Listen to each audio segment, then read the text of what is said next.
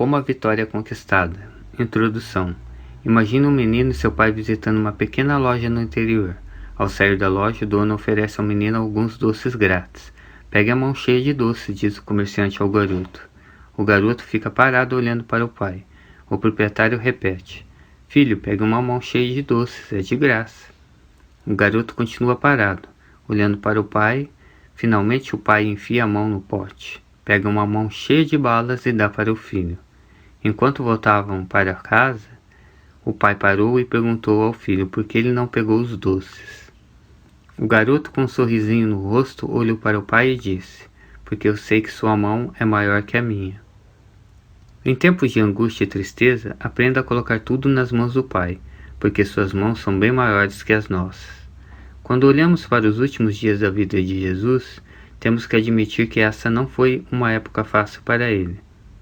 Essas palavras da autora Ellen White em seu livro Desejado de Todas as Nações descrevem bem a cena.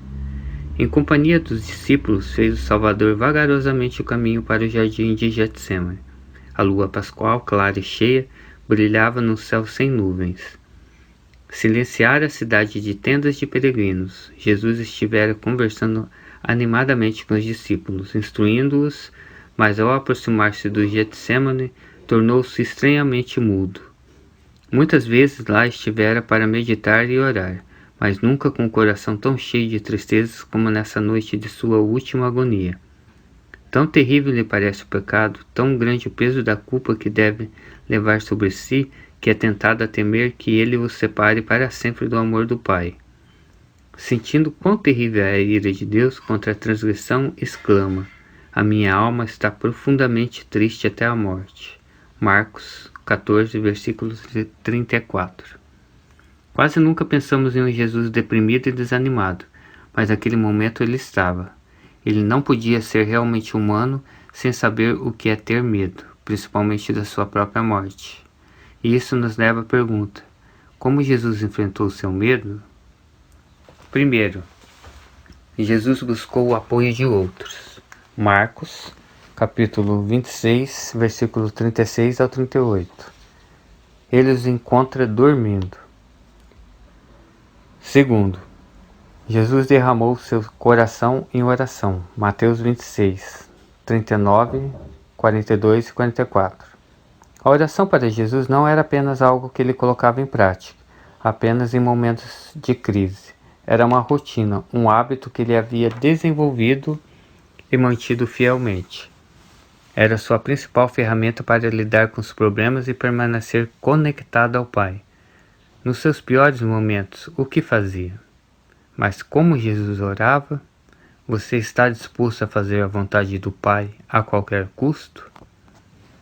Terceiro, Jesus recebeu conforto e força de Deus. Então lhe apareceu um anjo do céu que o confortava. Lucas 22, versículo 43. O Dr. George Morrison disse: Toda vida tem seu Getsemane e todo Getsemane tem seu anjo. Que encorajamento para o povo de Deus em meio a lutas e provações? Pode ser visível ou não, mas é certo que para todo Getsemane há um anjo para ficar ao lado dos filhos de Deus e os fortalecer em tempos de crise e incertezas. 4. Finalmente Jesus buscou cumprir seu propósito final apesar das circunstâncias difíceis. Mateus 26, versículo 45 ao 56. Depois de ter orado, conversado com o Pai e recebido força dos céus, o que Jesus fez? Conclusão. Hoje em dia o Getsemane tem outros nomes: divórcio, fracasso, solidão, doença ou perda.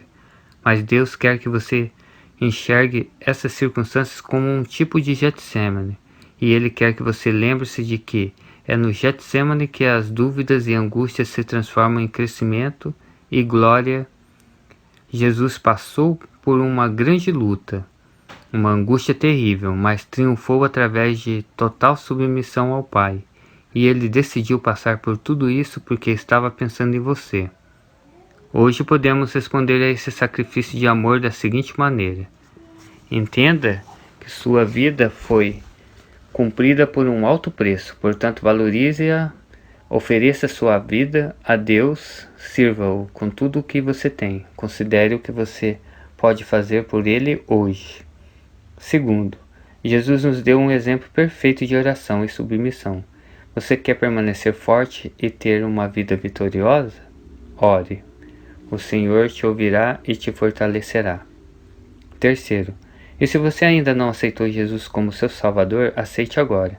Olhe atentamente para a vida e palavras do Mestre e perceba como ele veio para este mundo com apenas um propósito: te salvar. Como?